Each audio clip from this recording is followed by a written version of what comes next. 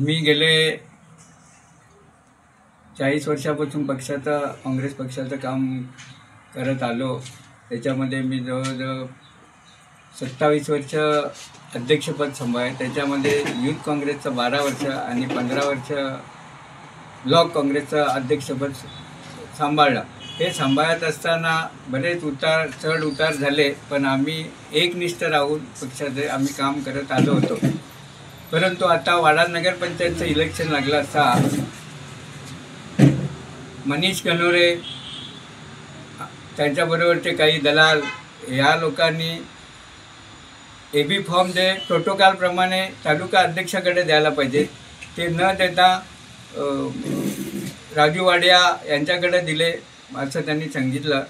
आता ते न दिल्यामुळं मी एवढे वर्ष एकनिष्ठ काम करत आलो। माझा घराणा अख्खा काँग्रेसच्या बरोबर राहिला आणि मागच्या इलेक्शनला पण 2 माझ्या वार्डामधल्या मी नगरसेविका निवडून आणल्या होत्या।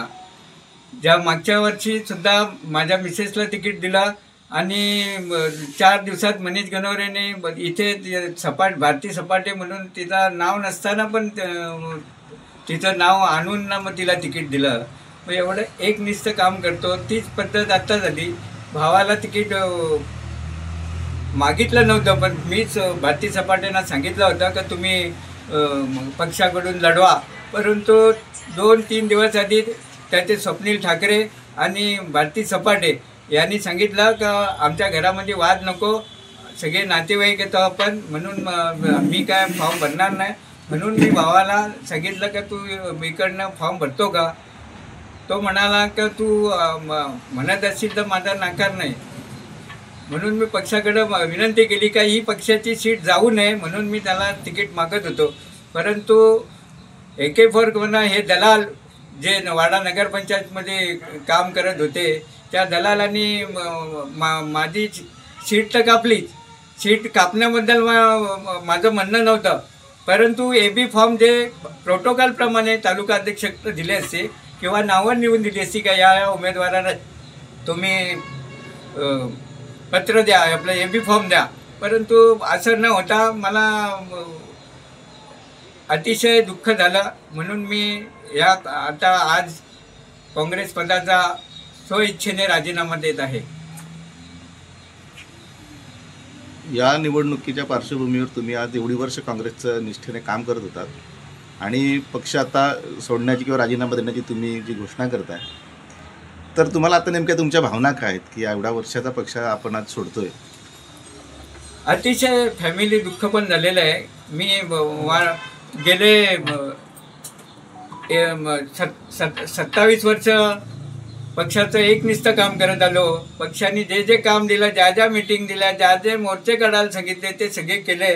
परंतु एवढं करत असताना जर का हे दलाल लोक येऊन जर का त्याच्या याच्यामध्ये हे करत असतील तर हे अतिशय दुःखाची गोष्ट आहे।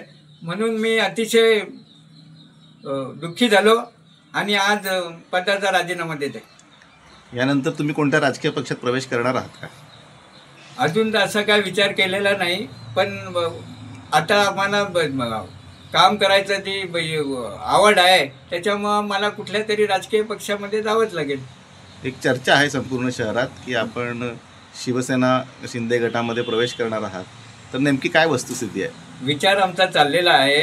आजच जर उपमुख्यमंत्री साहेब एकनाथजी शिंदे साहेब येत आहेत, ते येत असताना त्यांच्या लोकांनी मला संपर्क केला आणि मला बरं वाटतंय त्यांचं नेतृत्व।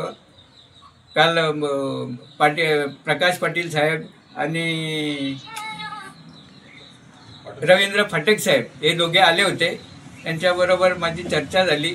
परंतु मी सांगितलं की बाबा आम्ही आज अचानकपणे प्रवेश घेतो, आम्ही तिथे येतो बऱ्यापैकी कार्यकर्ते येतील, पण जर का हे झालं 3 तारखेला रिझल्ट लागू दे, त्याच्यानंतर मग बाकी सर्व काय असेल ती टीम येईल, पण टीम सगळी कामाला लागेल। या राजीनाम्यानंतर काँग्रेस पक्षाला तुम्ही काय सांगू शकता त्यांच्या नेतृत्वाला? मी आज एवढे वर्ष एकनिष्ठ राहून काम केलेलं आहे आणि कुठल्याही प्रकारचा आजपर्यंत कुठल्या पत्रकारांनी माझ्याविषयी वाईट लिहिलं नाही किंवा कुठल्याही संघटनेने वाईट म्हटलं नाही। मी तर आजपर्यंत चांगलंच काम करत आलो आहे आणि याच्यापुढे चांगलं काम करेल। आणि तुमच्या पक्षाची आता ही आपली शिंदे गटाची सीट आहे ती निवडून आणायला जो लागेल तो प्रयत्न करेल आणि सीट 100% निवडून आणणार.